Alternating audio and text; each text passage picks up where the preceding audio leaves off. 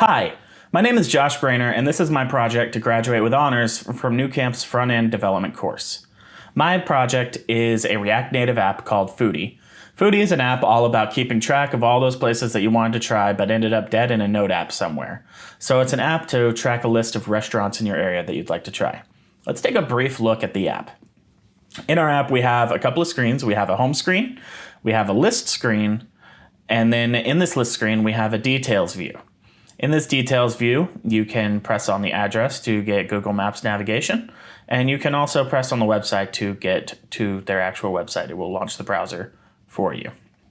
And then we have a search screen.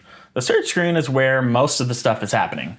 So you go in the search screen, you search for a place, you will get information about the place when you press on it, and then you'll be presented with a pop-up that allows you to either add it to the list or to cancel. We're going to add it to the list so that we can see it in our list here. And if you go to the bottom of the list, we will have it along with the details for that place. So I've used a couple of things in this app. I used Redux to handle state and data, Redux persist for state persistence. I've used React Native elements pretty much all over the place through the app. React Navigation Native, and then a component called Google Places Autocomplete. So let's take a quick look at how this actually works. So if we look in the code, we're going to look at the search screen first, because that's where most of the things are happening. In the search screen, we're using a component called Google Places Autocomplete.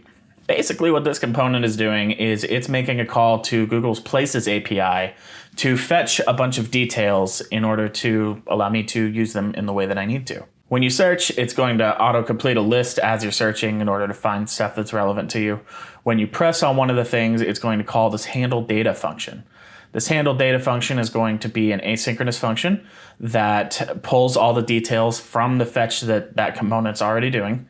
And then it's going to make another fetch request to get a photo URL for me. After all of that, it's going to create an object and set the state of that object up here with the set restaurant. And then it is going to present that information here in the search screen.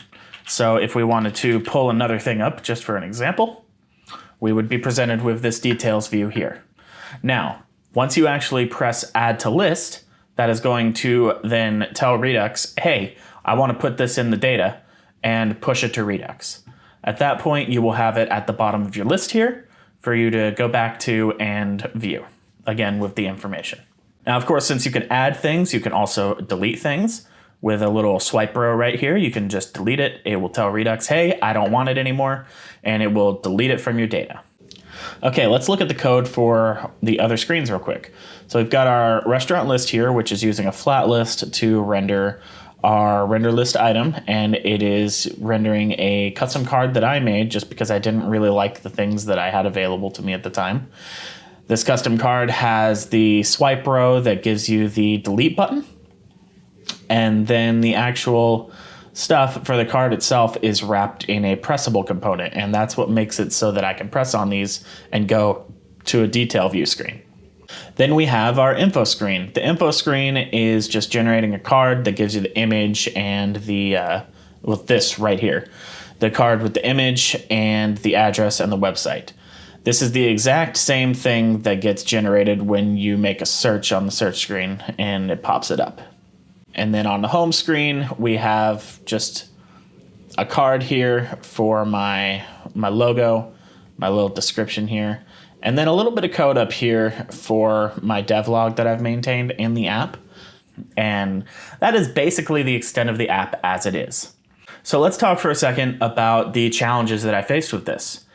One of the biggest challenges that I faced was, how do I handle all this data? How do I take what Google is giving me, transform it, present it, and then store it, right?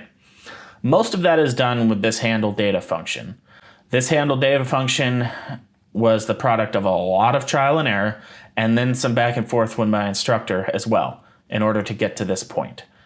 The other big thing that I had issues with was just conceptualizing the app, kind of figuring out what I wanted in it and things like that. I tried doing things in Figma, I tried wireframe, and ultimately, I just ended up kind of making a logo and then going completely off of that. So that's my app, Foodie. In the future, I plan to continue developing this app and hopefully launch it at some point with way more features. Thank you very much for watching.